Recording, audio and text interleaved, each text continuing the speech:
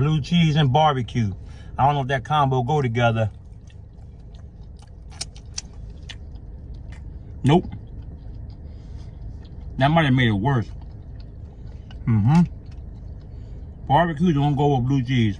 Don't ever try that again. Don't ever try that. Bad combo.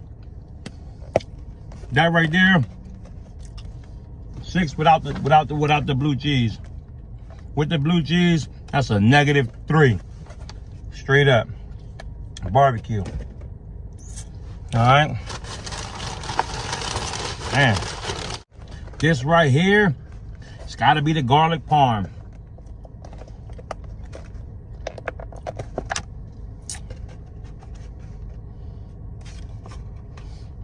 Ooh, that's strong. That's a strong smell. This garlic parm, it smells like